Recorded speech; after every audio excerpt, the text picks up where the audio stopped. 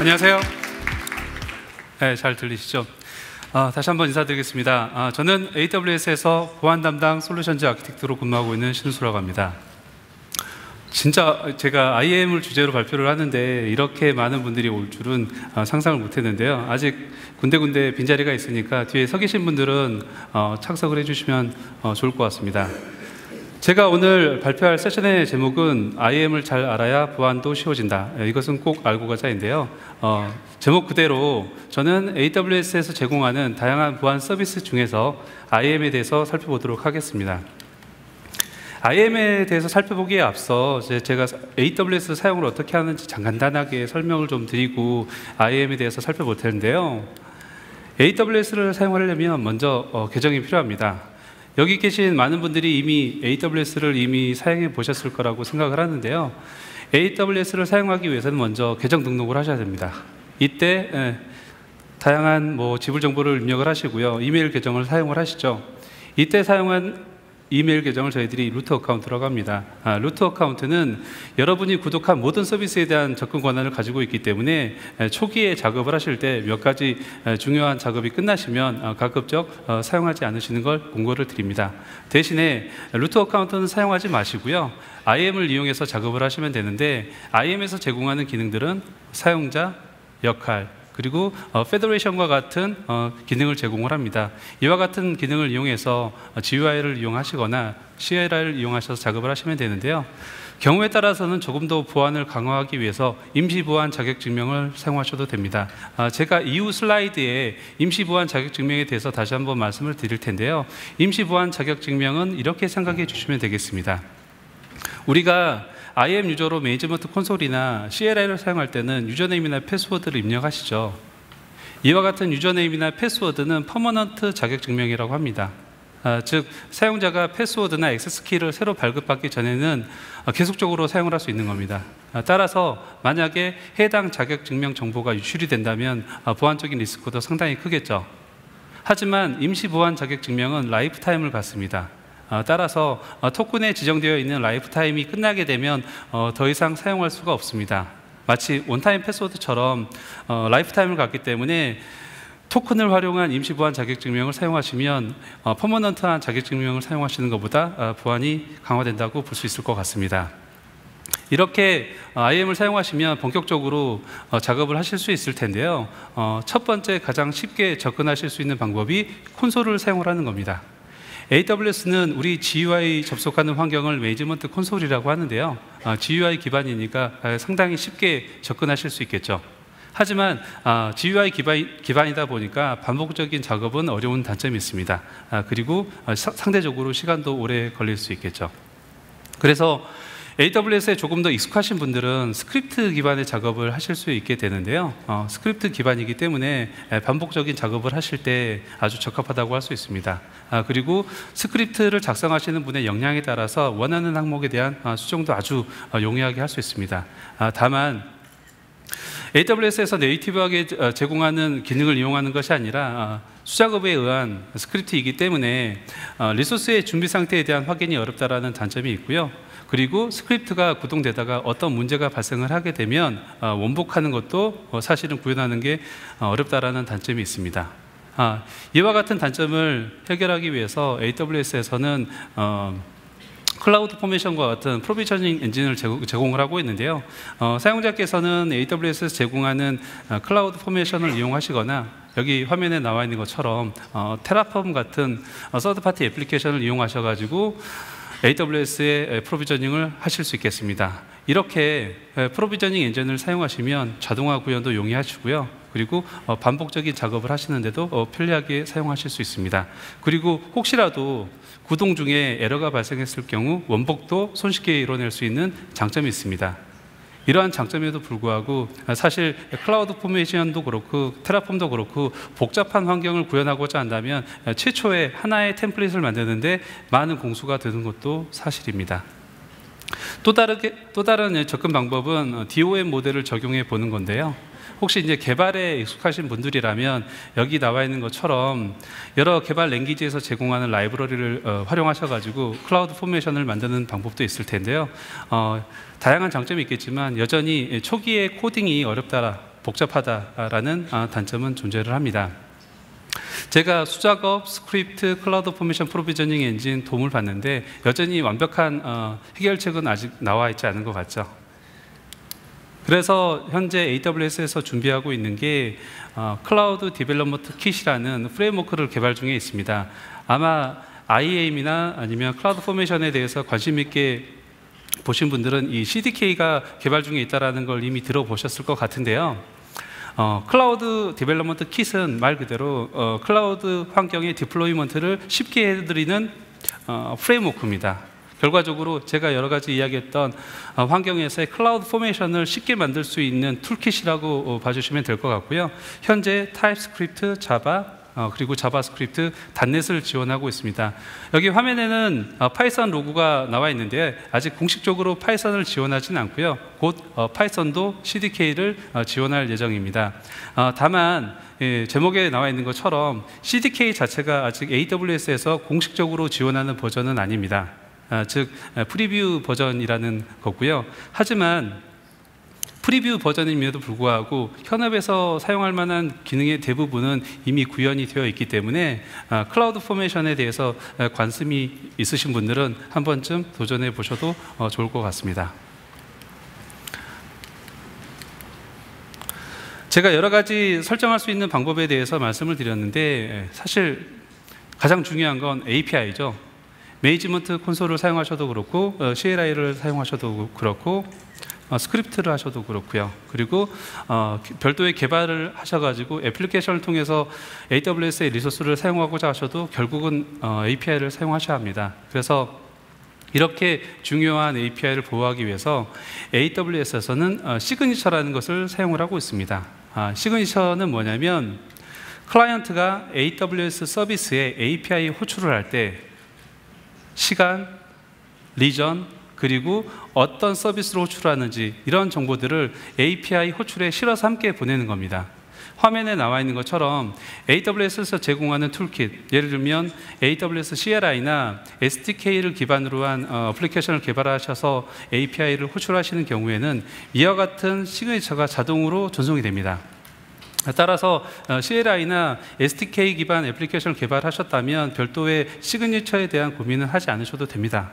하지만 이제 모든 어플리케이션들이 그렇지는 않을 수 있기 때문에 혹시라도 SDK를 쓰지 않고 독자적으로 어플리케이션을 개발을 하신다면 이 API 호출에 항상 시그니처가 함께 전송될 수 있도록 고려를 하셔야 합니다. 지금 화면에 나와 있는 코드는 파이썬 코드는 시그니처에 포함되는 키를 생성하는 코드의 샘플인데요. 이와 같은 코드를 생성하셔서 API 호출 시 함께 전송될 수 있도록 코딩을 하셔야 합니다. 이 시그니처는 보시는 화면과 같이 헤더에 실릴 수도 있고요. 쿼리 스트링에 포함이 되실 수도 있습니다. 그래서 어떻게 사용하셔도 상관없지만 반드시 시그니처는 포함이 되어야 된다. 이걸 기억해 주시면 좋을 것 같고, 현재 AWS에서 사용 가능한 시그니처는 두 가지가 있습니다. 버전 2와 버전 4가 있는데요. 대부분의 AWS 서비스가 버전 4를 지원하는 방향으로 옮겨가고 있기 때문에 새롭게 무언가를 개발하신다면 버전 4를 기반으로 개발하시는 걸 공고를 드립니다. 다시 한번 말씀드리지만 CLI나 SDK 기반으로 개발을 하시는 경우에는 별도로 고려하지 않으셔도 좋습니다. 여기까지 살펴봤고요. 이제 본격적으로 IAM에 대해서 살펴보도록 하겠습니다. 제가 화면 한번 읽어보도록 하겠습니다. IAM 폴리시는 AWS 서비스와 리소스에 대한 인가 기능을 제공을 합니다. 그리고 관리자가 폴리시를 정의할 때 어떤 IAM 프린시플이 어떤 컨디션에서 어떤 리소스에 어떤 액션을 허용 혹은 차단할지를 정하게 되면 IAM 서비스가 여러분이 정의한 폴리시를 기반으로 API 요청을 받게 되면 검사, 평가하게 되고요. 최종적으로 허용 차단을 하게 됩니다. 즉 API 호출을 받아들일지 말지를 결정을 하는 폴리시라고 보시면 될 것 같은데, 이와 같은 폴리시가 상당히 여러 가지 종류가 있습니다. 보시는 것처럼 많은 종류가 있는데요. 첫 번째, AWS Organizations라는 서비스에서 사용하는 서비스 컨트롤 폴리시가 있습니다. 줄여서 SCP라고 하는데요. AWS Organizations는 무료 서비스인데 멀티 계정을 관리하는 서비스입니다. 따라서 혹시라도 2개 이상, 3개, 4개, 10개, 20개 AWS 계정을 운영하고 계신다면 오거니제이션스를 고민하고 있으실 수도 있을 텐데요. 그렇다면 그 오거니제이션스 서비스 안에 SCP를 적용하실 수가 있습니다. 두 번째로 가장 많이 사용하는 퍼미션 폴리시와 퍼미션 바운더리가 있는데요. IAM을 한 번이라도 써보신 분은 퍼미션 폴리시는 써보셨을 거예요. 우리가 흔히 말하는 IAM 폴리시가 퍼미션 폴리시입니다. 그리고 퍼미션 바운더리는 작년에 추가로 IAM에서 제공하고 있는 또 다른 폴리시인데요. 사용자나 롤에 할당되어 있는 IAM 폴리시를 제한하는 기능을 합니다. 따라서 사용자나 역할에 퍼미션 폴리시만 있다면 퍼미션 폴리시에서 제한하고 있는 기능만 쓸 수 있겠죠.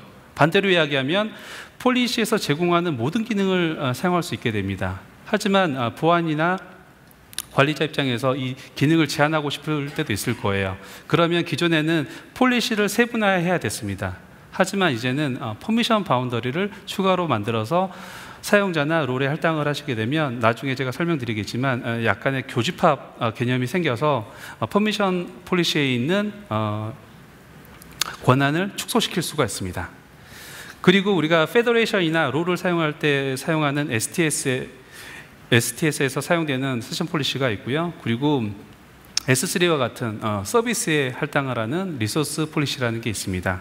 그리고 자주 사용이 되진 않지만 S3 게이트웨이 VPC 엔드포인트와 같은 엔드포인트에 할당하는 엔드포인트 서비스가 있습니다. 그래서 사실 IAM 폴리시 이렇게 하면 하나일 것 같은데 세분화하니까 상당히 많죠. 그렇죠? 이와 같은 모든 폴리시들은 동일하게 JSON 포맷의 문법을 사용을 합니다. 제가 가로 열고 S3, SCL은, ACL은 제외라고 했는데요. ACL은 XML 기반이라서 제외를 했습니다. 그래서 제가 여러 가지 폴리시를 말씀을 드렸는데 이걸 다시 크게 두 가지로 나눠보면 아이덴티티 기반 정책과 리소스 기반 정책으로 나눌 수 있습니다.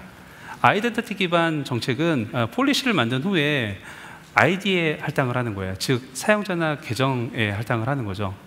그리고 또 하나는 리소스에 할당을 하는 겁니다. 그래서 반드시 이와 같은 폴리시들이 아이디나 리소스에 반드시 할당되어 있어야 하는 건 아니지만 운영 환경에 따라 아이디 혹은 리소스 혹은 동시에 적용을 하셔가지고 권한을 효율적으로 적용하실 수가 있습니다. 그럼 이제 IAM 폴리시에 대해서 조금 더 깊게 살펴보도록 하겠습니다. IAM 폴리시는 제가 말씀드린 것처럼 JSON 포맷을 띄게 되는데요. 하나의 스테이트먼트 안에 관리자가 여러 가지 조건들을 넣어서 하나의 완벽한 폴리시를 만들게 됩니다. 여기 보시면 다른 색깔로 강조가 되어 있는 EPARC가 있는데 하나하나 살펴보면 첫 번째 프린서플이라는 개념이 있습니다. 이 프린서플은 나와 있는 것처럼 접근을 허용 혹은 차단하고자 하는 대상을 지정을 하는 겁니다. 그러니까 어카운트가 될 수도 있고요. 사용자가 될 수도 있고요. 롤이 될 수도 있습니다. 이런 자격증명을 지정하는 게 프린시플이고요. 이 자격증명이 어떤 행위를 할 수 있는지 지정하는 액션이 있습니다. 예를 들면 S3에 데이터를 올린다든지 아니면 S3에 데이터를 내려받는다든지 이와 같은 개별의 액션을 지정하는 게 액션이고요. 그 다음에 리소스가 있습니다. 리소스는 이 아이덴티티를 갖는 사용자가 어디에 접근을 허용할지 차단할지를 지정을 하는 것입니다. 그리고 컨디션이 있는데요. 컨디션은 제가 말씀드린 PAR에 추가적으로 다양한 조건들을 이제 복잡하게 넣을 수 있는 거라고 보시면 되겠습니다. 예를 들면 IP 어드레스를 지정한다든지 아니면 날짜를 지정한다든지 아니면 사용자가 보내는 API 콜에 유저 에이전트 정보를 넣는다든지 헤더 값을 넣는다든지 다양한 조건들이 있을 수 있는데요. 이와 같은 조건들을 적용할 수 있는 게 컨디션이 되겠습니다. 그리고 마지막으로 이펙트가 있는데 이게 사실은 가장 중요하죠. 어떤 조건을 만들고 이 조건이 명시적인 허용 조건이 될 것인지 아니면 명시적인 차단 조건이 될 건지를 결정하는 게 이펙트가 되겠습니다. 따라서 이 5가지 항목을 적절하게 사용을 하시면 되는데 하나의 폴리시 안에 이 5가지가 반드시 들어가 있어야 하는 건 아닙니다. 이펙트를 넣으시고 액션과 리소스만 넣으셔도 되고요. 만약에 조금 더 상세한 컨디션을 넣고 싶다고 하면 이펙트를 넣고 액션과 리소스와 컨디션을 사용하시면 됩니다. 그러면 IAM 폴리시의 구조에 대해서 살펴봤으니까 이제 IAM이 도대체 어떻게 권한을 할당하는지 그 원리에 대해서 한번 살펴보도록 하겠습니다. IAM의 권한 할당에는 몇 가지 원칙이 있는데요. 첫 번째 원칙이 명시적 디나이와 묵시적 디나이입니다. 용어가 조금 딱딱하죠. 명시적 디나이는 어떤 의미냐면 제가 조금 전에 폴리시 안에 스테이트먼트를 설명을 했잖아요. 그 스테이트먼트 안에 이펙트가 디나이로 지정이 되어 있는 걸 명시적 디나이라고 합니다. 그러니까 관리자가 어떤 조건을 만들고 이 조건은 디나이야 라고 하면 그게 명시적 조건 디나이라는 거고요. 기본적으로 IAM은 폴리시를 룩업을 할 때 이 API 호출에 해당되는 모든 폴리시를 검사를 합니다. 이 API가 봐야 될 사용자, 리소스, 그리고 사용자 역할 이런 것들에 할당되어 있는 모든 폴리시를 검사를 하는데 첫 번째로 찾는 게 명시적 디나이가 있는지 없는지를 찾습니다. 예를 들면 여기 나와 있지는 않지만 제가 S3에 대한 요청을 보낸다. 그러면 S3에 대한 요청이 디나이로 디파인 되어 있는 스테이트먼트가 폴리시에 있는지 없는지를 보는 거죠. 그래서 만약에 명시적으로 디나이가 선언된 게 있다. 그러면 그 API 호출은 차단되게 됩니다. 그리고 두 번째, 묵시적 디나이라는 개념이 있습니다.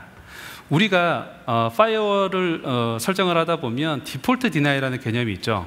그렇죠? 그래서 맨 마지막에 디폴트 디나이라는 개념을 갖고 허용되지 않은 나머지 패킷들은 차단이 되게 되는데 IAM도 이와 유사한 개념이 있습니다. 다만 IAM 폴리시 안에 any 디나이가 명시되어 있지는 않아요.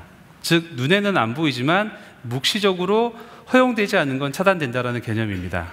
그래서 우리가 IAM 폴리시를 만들 때 이 API 콜은 허용해야 돼 라고 하면 조건을 만들어서 이펙트를 allow로 주셔야 되는데 이것 빼고 나머지는 다 차단돼야 돼 라고 하시면 가만두셔도 됩니다. 선언하지 않으셨잖아요. 선언하지 않으셨으면 묵시적으로 디나이 처리됩니다. 이해되시죠? 그래서 첫 번째 원칙은 명시적 디나이와 묵시적 디나이입니다. 두 번째는 명시적 허용인데요. 아까랑 다르게 약간 화면이 달라졌는데 허용을 하기 위해서는 이 지금 보이시는 두 개의 폴리시, 퍼미션 폴리시와 퍼미션 바운더리에 각각 허용이 되어 있어야 합니다. 그러니까 예를 들면 하나의 사용자나 하나의 롤에 두 개의 폴리시가 할당되어 있는 상황인 거죠. 퍼미션 폴리시도 할당이 되어 있고 퍼미션 바운더리도 할당이 되어 있다. 그럼 첫 번째 조건은 원칙 1에 의해서 명시적 디나이가 없어야 합니다. 명시적 디나이가 반드시 없어야 하고 두 번째 조건으로 퍼미션 바운더리에서 명시적 허용 조건이 있어야 하고요. 그리고 퍼미션 폴리시에도 명시적으로 허용된 조건이 있어야 이 API 호출은 허용될 수 있습니다. 제가 두 가지 요건을 말씀을 드렸는데 이 두 가지 요건을 가지고 제가 계속적으로 설명을 드릴 거예요. 이걸 머릿속에 잘 두시고요. 실제 API 샘플을 가지고 한번 살펴보도록 하겠습니다. API 요청은 S3의 get 오브젝트이고요. 목적지는 코리아 서밋이라는 이름을 갖는 버킷입니다. 아까와 마찬가지로 두 개의 폴리시가 있습니다. 하나는 퍼미션 폴리시, 하나는 퍼미션 바운더리.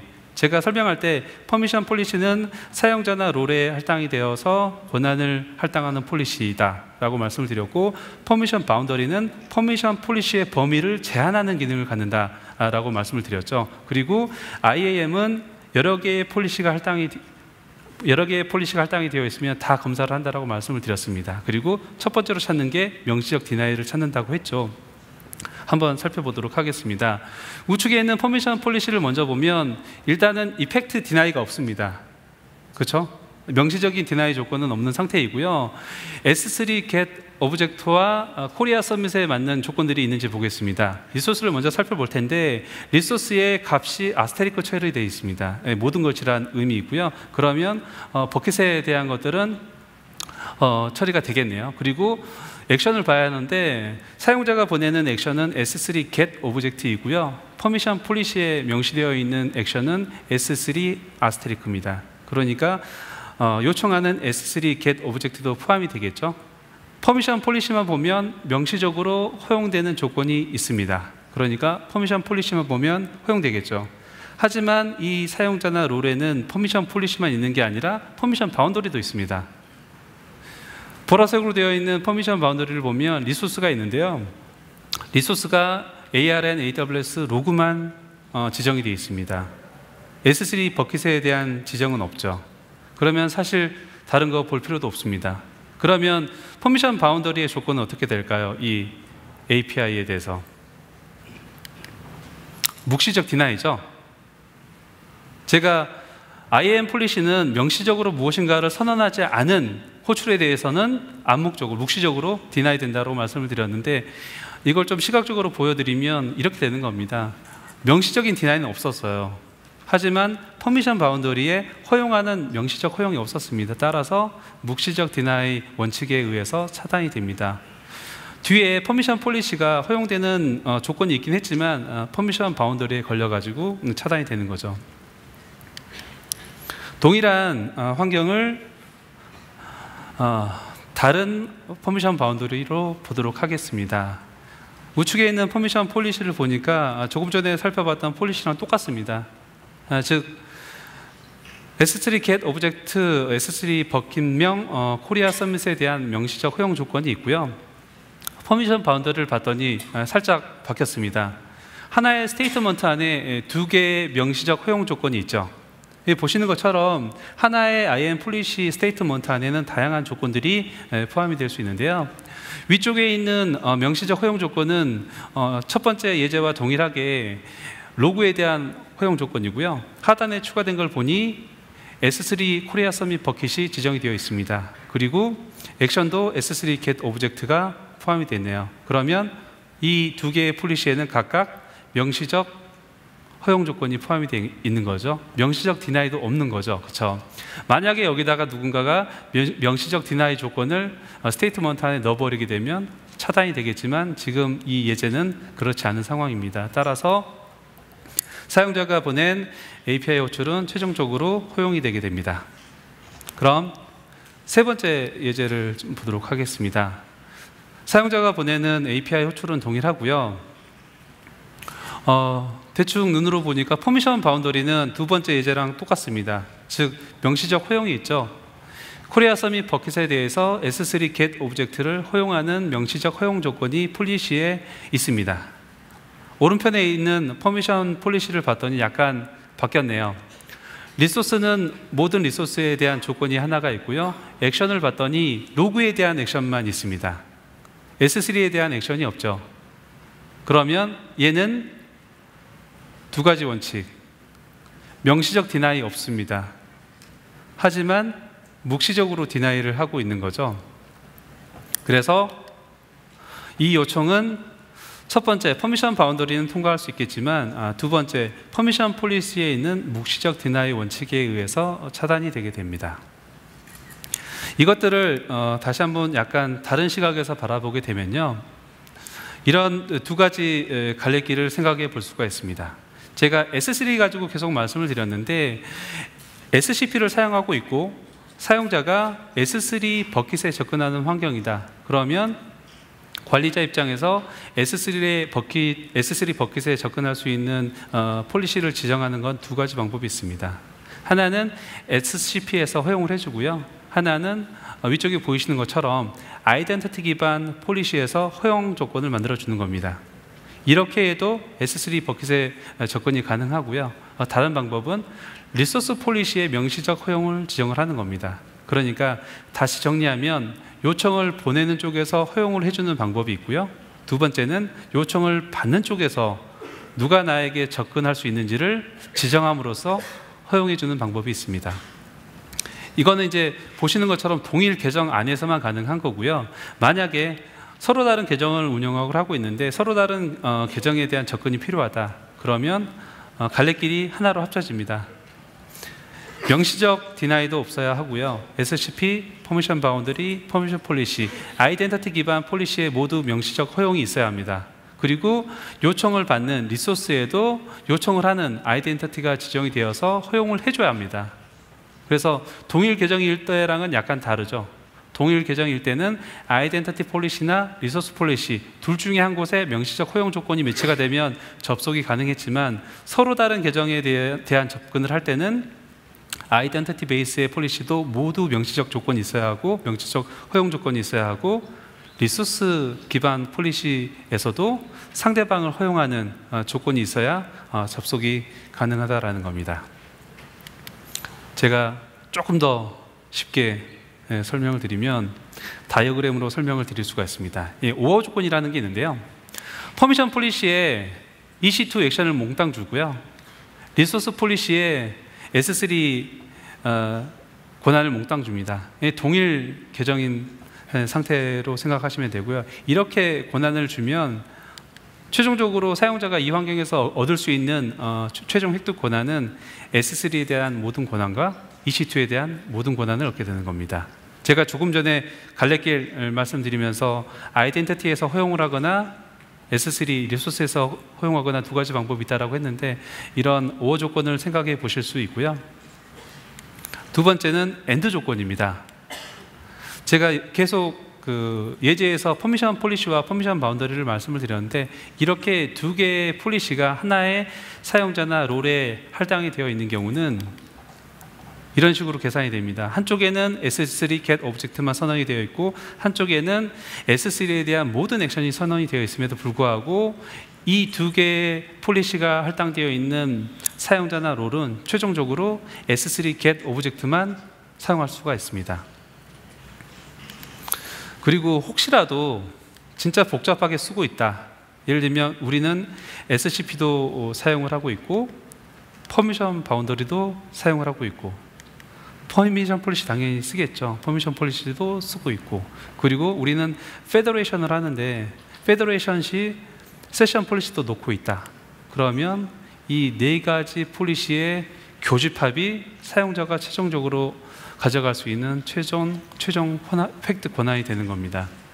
그래서 사실 복잡하다라고 생각하실 수 있는데 이 몇 가지 조건만 숙지를 하고 계시면 IAM이 어떻게 동작을 하는지 쉽게 이해하실 수 있을 것 같습니다. 여기까지 제가 IAM의 동작 원리에 대해서 설명을 드렸고요. 이제는 IAM을 사용하실 때 유용한 팁에 대해서 살펴보도록 하겠습니다. 첫 번째는 이제 IAM 롤인데요. 롤은 아마 다 아실 것 같아요. 롤이 왜 중요하고 좋냐면 첫 번째 공짜입니다. 별도의 과금 없이 사용하실 수 있는 서비스이고요. 제가 첫 장에서 설명드린 것처럼 임시 보안 자격증명을 사용을 합니다. 즉 토큰을 기반으로 해서 동작을 하기 때문에 퍼머넌트한 자격증명을 사용하는 것보다 보안성이 높아진다고 할 수 있겠죠. 그리고 동일한 작업을 하는 사용자에 대해서 개별적으로 IAM 유저 폴리시 가지고 권한 관리를 하다 보면 폴리시가 복잡해지는 경향이 발생할 수 있거든요. 하지만 그런 동일 작업에 대한 권한을 롤로 관리하시면 편리성이 증대된다고 볼 수 있습니다. 그러면 이 롤을 어떻게 활용할 수 있는지 하나하나 좀 살펴볼 텐데요. 첫 번째는 IAM의 사용자 권한을 최소화하는 겁니다. 머릿속에 이런 걸 생각해 보시면 좋을 것 같아요. 내가 아니면 나의 사용자가 EC2 인스턴스를 프로비저닝 하려고 한다. 그러면 IAM 폴리시를 어떻게 해야 이 IAM 사용자가 EC2 인스턴스를 프로비저닝 할 수 있을까요? 첫 번째 제일 쉬운 방법은 IAM 사용자에게 EC2 권한이 명시적으로 허용되어 있는 폴리시를 할당해 주면 되겠죠. 그렇죠. 이렇게 액션에다가 폴리시를 넣다 보면 이게 단점이 점점 길어집니다. 지금은 간단하게 몇 가지 예시만 이야기를 하고 있기 때문에 줄이 짧은데요. 현업에서 운용을 하다 보면 이게 1000줄이 될 수 있고 2000줄이 될 수도 있습니다. 관리가 어렵다라는 거죠.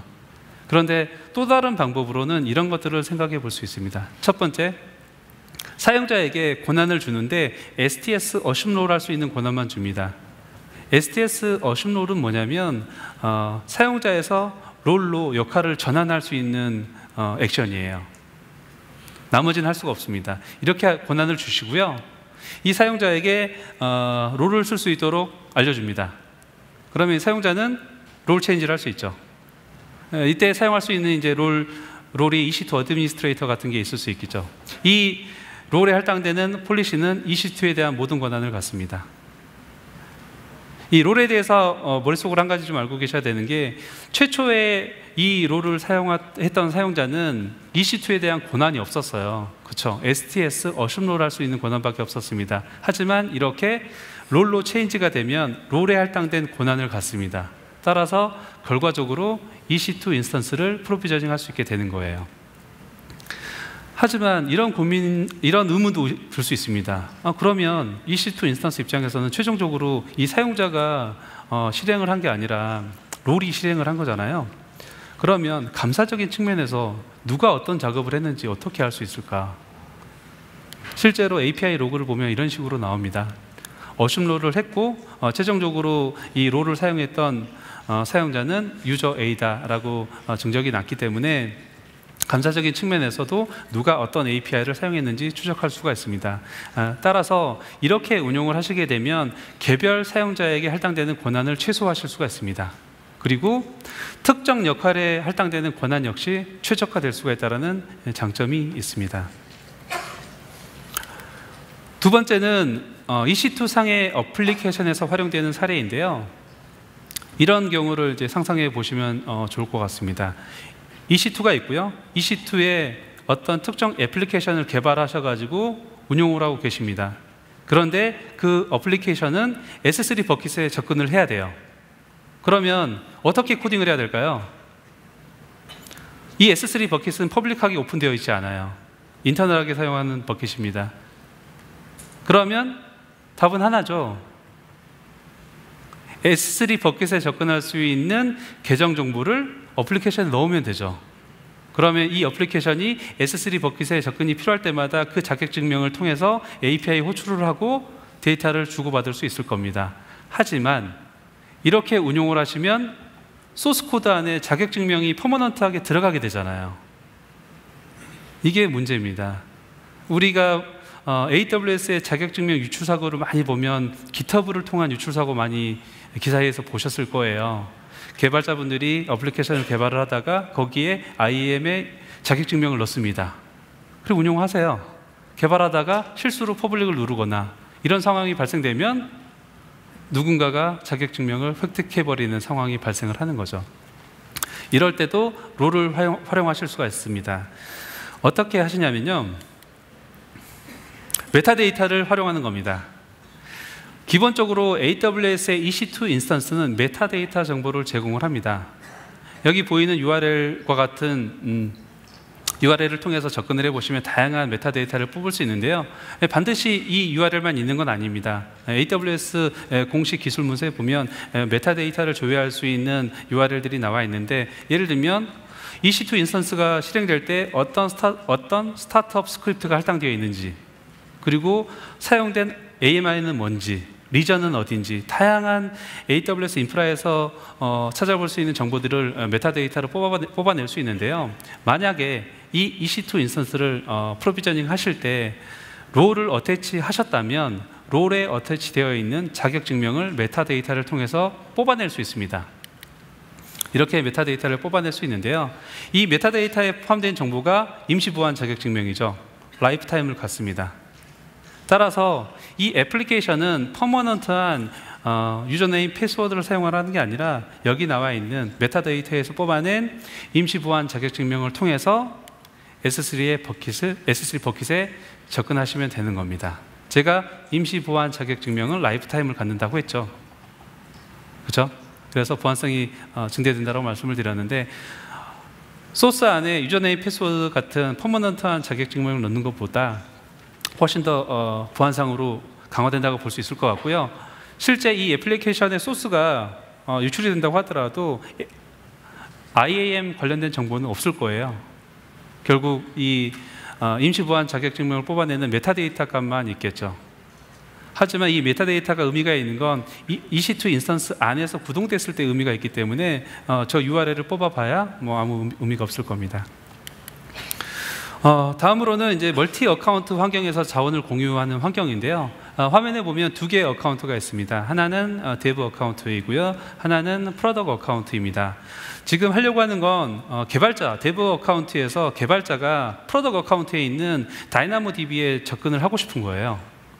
롤을 사용하지 않는다면 어떻게 해야 될까요? 롤을 사용하지 않는다면 관리자가 프로덕트 어카운트에 하나의 IAM 유저를 생성을 하고 다이나모DB를 쓸 수 있는 권한을 준 다음에 유저네임 패스워드를 알려주면 되겠죠. 그러면 개발자 계정의 누군가가 사용자가 접속해서 작업을 하실 수 있을 겁니다. 하지만 이렇게 운용을 하게 되면 IAM 유저에 대한 관리의 어려움이 또 따라다니게 되죠. 이럴 때도 롤을 사용하실 수 있습니다. 방법은 이렇습니다. 프로덕트 어카운트에서 롤을 하나 만듭니다. 그리고 롤을 만들 때 그 안에 보시면 영어로 트러스트 릴레이션십을 지정하는 메뉴가 있거든요. 거기에다가 신뢰할 수 있는 상대방을 지정을 합니다. 상대방 어카운트를 지정을 하는데 데브 어카운트를 지정을 해주는 겁니다. 그러면 이 롤은 데브 어카운트에서만 쓸 수 있는 거예요. 그리고 DDB 롤이라는 이름의 롤에 폴리시를 할당을 합니다. 당연히 폴리시는 특정 다이나모DB만 접근할 수 있는 권한이 할당이 되겠죠. 그러면 프로덕트 어카운트의 준비는 다 끝났습니다. 두 번째는 데브 어카운트의 작업인데요. 데브 어카운트 쪽에 하나의 IAM 유저를 만듭니다. 그리고 거기에 폴리시를 할당을 하는데 아까처럼 어셈 롤만 주는 거예요. 그리고 어셈 롤을 할 수 있는 타겟 롤을 DDB 롤만 줍니다. 그러면 이 사용자는 프로덕트 어카운트에 있는 롤을 쓸 수 있는데 딱 DDB 롤만 쓸 수 있게 됩니다. 이걸 순서대로 보면 IAM 유저가 프로덕트 어카운트에 있는 DDB 롤로 접근을 해서 임시 보안 자격증명을 받고요. 그 임시 보안 자격증명을 통해서 다이나모DB 작업을 할 수 있게 되는 겁니다. 즉 퍼머넌트하게 유저네임 패스워드를 관리하고 이럴 필요가 없게 되는 거죠. 그리고 개발자 측에서 가지고 있는 권한은 별로 없습니다. 롤에 할당되는 권한만 있는 거죠. 이렇게 롤에 대해서 살펴봤고요. 다음으로 살펴볼 팁은 태깅입니다. 사실 AWS에서 태그가 갖는 기능이 상당히 많은데요. 제가 자주 현업 담당자들 분들로부터 받는 질문 중에 하나가 EC2 인스턴스나 AWS의 리소스를 특정 사용자에게 제한적으로 그룹핑해서 할당할 수 있느냐, 이런 질문들을 많이 받게 되는데 그때 사용하실 수 있는 게 태깅을 이용한 접근 제어입니다. 여기 보시면 우측에 9개의 EC2 인스턴스가 있습니다. 상단에 6개는 프로젝트 블루라는 이름의 태그가 붙어 있고요. 하단에 3개는 프로젝트 그린이라는 이름의 태그가 붙어 있습니다. 각각 서로 다른 태그를 사용하고 있는데요. 이때 IAM 유저나 롤에 폴리시를 만드시고 그 폴리시의 컨디션 안에 저렇게 태그를 지정하는 컨디션을 넣으시면 이 IAM을 할당받는 사용자나 롤은 태그와 매칭되는 리소스에 대해서만 API 호출이 허용이 됩니다. 이해되시죠? 따라서 결과적으로 관리자분들이 원하는 특정 사용자 그룹의 특정 리소스를 지정하는 게 가능해집니다.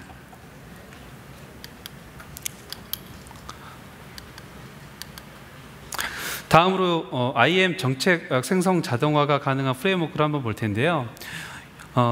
제가 보안팀 분들을 많이 만나다 보면 이제 받는 질문 중에 하나가 자동화입니다. AWS는 좋은 것 같지만 너무 손이 많이 간다라고 보안팀들은 생각을 하세요. 그리고 조직의 거버넌스를 수립하고 그 거버넌스 하에서 어떤 운용을 하는데 어려움이 많다라고 말씀을 하시는데 IAM에 대해서도 비슷한 고민들을 하시겠죠. 그럴 때 사용할 수 있는 플로우입니다. 지금 보시면 2개의 계정이 센터에 있습니다. 하나는 프로덕트 계정이고 하나는 보안 계정인데요. 이런 플로우를 생각해 보시면 됩니다. 보안팀이 보안 계정을 운영을 하고 있고요. 보안팀에서는 이미 IAM 폴리시에 대한 거버넌스를 다 수립을 했습니다. 하지만 이 보안팀이 개별 사용자별로 모두 다 요청할 때마다 IAM 폴리시를 만들어주기 싫은 거예요. 그래서 프로세스를 하나 만든 겁니다. IAM 사용자나 개발자들한테 여러분은 각자 IAM 폴리시를 만드실 수 있는 권한이 있습니다. 그리고 IAM 폴리시를 다 만드시면 그 폴리시를 GUI에서 만드는 게 아니라 텍스트로 만드신 이후에 특정 S3 버킷에 올려주세요 라고 하는 겁니다. 그러면 이런 프로세스가 일어나게 됩니다. 첫 번째, 개발자들이 IAM 폴리시를 만듭니다. 그리고 만들어진 폴리시를 특정 S3 버킷에 업로드를 하게 됩니다. 그러면 이 버킷에 S3 폴리시가 올라옴과 동시에 코드 파이프라인이 활성화가 됩니다. 이 트리거에 의해서 결과적으로 보안 계정에 있는 람다가 실행이 되고요. 이 람다를 실행할 수 있는 롤이 람다를 실행을 합니다. 그러면 이 람다는 무엇을 하느냐? 사용자가 업로드한 폴리시를 검사를 합니다. 우리가 가지고 있는 조직의 거버넌스에 맞는 IAM 폴리시를 개발자가 만들었는지 검사를 하는 거예요. 그리고 필요하다면 명시적 디나이 조건을 넣습니다. 예를 들면 게이트웨이를 어태치 못한다든지 아니면 클라우드 트레이를 삭제하지 못한다든지 이런 반드시 들어가야 할 명시적인 디나이를 개발자가 만든 폴리시에 추가적으로 넣습니다. 그리고 사용자 계정에 있는 롤로 전환한 이후에 최종적으로 사용자 계정에 있는 IAM의 폴리시를 만들어줍니다. 플로우 이해되시죠? 이렇게 실제 보안팀에서 거버넌스를 만들고 실제 폴리시를 만드는 건 개발자들한테 권한을 줬지만 조직 안에서는 정해진 프레임워크 안에서 거버넌스를 지키는 폴리시들이 생겨날 수 있다라는 겁니다. 다음은 액세스 어드바이저를 활용한 미사용 권한 탐지인데요. 액세스 어드바이저는 IAM에서 제공하는 기능입니다. 이게 어떤 기능을 제공을 하냐면 최대 1년간 이 IAM 사용자나 롤이 권한을 어떻게 썼는지를 보는 겁니다. 그리고 쓰지 않은 권한을 눈으로 보여주는 거예요. 여기 보시면 아마존 메시, 아마존 IoT 이와 같은 서비스가 어드미니스트레이터 권한을 할당받은 사용자임에도 불구하고 2달 이상 이렇게 접근을 안 했습니다. 그러면 보안적인 관점에서 이 사용자는 이 권한이 필요 없다는 뜻일 수 있거든요. 그러면 빼버려야죠. 그래서 이 액세스 어드바이저를 활용을 하시면 IAM 폴리시가 어떤 사용자들에게 과도하게 권한을 허용하고 있거나 이런 것들을 보실 수가 있습니다. 그리고 이런 액세스 어드바이저 정보를 GUI뿐만이 아니라 AWS에서 제공하는 API를 통해서도 호출하실 수 있습니다. API로 호출할 수 있다는 건 자동화가 가능한 그림이 나온다는 거죠. 따라서 제가 자주 받는 질문이에요. IAM을 만들었는데 어떻게 흔히 말하는 리스트 프리빌리지를 어떻게 구현할 수 있느냐. 사실 되게 어려운 이야기입니다. 가장 좋은 거는 어떤 사용자 그룹에 어떤 액션이나 리소스가 필요한지를 잘 파악해서 정책으로 놓는 겁니다. 하지만 그게 현실적으로 어렵죠. 요구도 계속 바뀌고 그럴 때 약간 그 권한을 루즈하게 주시고 액세스 어드바이저를 사용하시면 조금 더 효율적으로 미사용 권한을 제거함으로써 리스트 프리빌리지를 구현하실 수 있겠습니다. 하지만 여전히 좀 어렵죠. 그래서 오픈소스 같은 걸 사용하시면 좋을 것 같은데요. 여기 보이는 아드바크 레포키드는 AWS의 아주 큰 고객인 그 넷플릭스에서 오픈소스로 개발해서 배포하고 있는 소프트웨어입니다. 그래서 어떻게 동작을 하냐면 이 아드바크는 조금 전에 제가 설명드린 액세스 어드바의 정보를 조회를 합니다. 계속적으로 조회를 하는 거예요. 그래서 체크를 합니다. 폴리시 체크를 하는 거예요. 예를 들면 폴리시를 체크를 해서 90일 이상 접근하지 않은 서비스가 있나, 안 쓰는 서비스가 있나, 뭐 이런 것들을 검사를 하는 게 아드바크입니다. 그리고 또 하나 있는 게 레포키드인데요. 레포키드는 불필요한 권한을 삭제하는 겁니다. 그러니까 아드바크가 조회를 한다면 실제 액션은 이제 레포키드가 하는 거죠. 그래서 다시 한번 플로우를 보면 폴리시를 아드바크가 주기적으로 체크를 하고요. 사용자가 지정한 일수가 지나서 미사용한 서비스가 있다면 그것들을 아드바크가 레포키드로 전달을 하고 레포키드가 이제 조직의 가버넌스에 맞게 미사용 정책을 지워버리는 이런 플로우를 계속 돌리는 겁니다. 참고로 아드바크와 레퍼키드는 오픈소스이고 라이센스가 아파치 버전 2 라이센스를 사용을 하고 있어요. 그래서 혹시라도 이 아드바크와 레퍼키드를 사용해 보고자 하신다면 그 라이센스 정보를 적절히 참고하셔서 사용하시면 되겠습니다. 제가 여기까지 발표 자료를 준비했는데요. 안 끝났습니다. 예. 제가 주제가 IM이라서 IM에 대해서 쭉 많은 걸 정보를 해드리려고 했는데 오늘 서밋의 아젠다를 보셨으면 좀 느끼셨을 수도 있을 것 같아요. 이 보안이 별로 세션이 없죠. 그렇죠? 예, 고개 끄덕끄덕. 예, 감사합니다. 그래서 이렇게 많은 분이 오신 거라고 생각을 하는데 아주 중요한 정보가 있어가지고 제가 하나를 더 넣었습니다. 제가 보안을 담당하는 솔루션즈 아키텍트로서 여러 고객분들을 만나고 있는데요. 예, 고객분들이 이런 말씀을 하세요. 디도스 좀 막고 싶은데 쉴드 어드밴스 서울 리전 언제 돼요? 제가 지난주에도 들었습니다. 예. 디도스 쉴드 어드밴스 3월 6일자로 지원이 됐고요. 혹시 AWS 인프라에서 디도스 차단에 대해서 관심이 있으신 분들은 이제 쉴드 스탠다드 말고 쉴드 스탠다드 어드밴스에 조금 더 관심이 있으실 텐데 현재 서울 리전이 쉴드 어드밴스들을 제공을 하고 있습니다. 과거에는 쉴드 어드밴스들을 쓰려면 클라우드 프론트를 사용하는 게 필수였는데요. 이제는 클라우드 프론트를 쓰지 않고 라우트 52나 ALB, ELB, EIP를 쓰는 환경에서도 쉴드 어드밴스들을 사용하실 수가 있습니다. 그리고 쉴드 어드밴스드가 이제 런치가 되면서 동시에 하나가 추가가 된 게 와프가 추가가 됐습니다. 와프가 추가됐다는 건 무슨 이야기냐면 기존에는 서울 리전에 와프를 쓰시려면 AWS 와프입니다. 서드파티 와프 말고 AWS 와프를 쓰시려면 클라우드 프론트를 쓰셔야 했어요. 그래서 이제 이런 말씀들을 하시죠.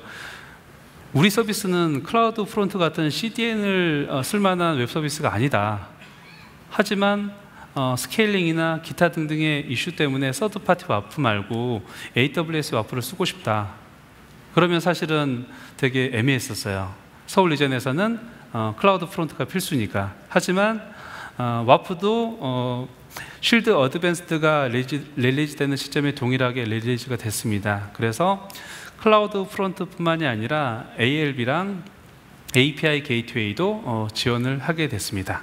그래서 AWS 와프에 대해서 관심이 있으신 분들은 서울 리전 기준입니다. 네, 서울 리전 기준에 ALB와 API를 포함한 AWS 와프가 지원이 되고 있으니까 자유롭게 시도 한번 해주시면 감사하고요. 그리고 쉴드를 잘 모르시는 분들도 계실 것 같아요. 참고로 쉴드 어드밴스드를 사용하시면 AWS 와프는 공짜입니다.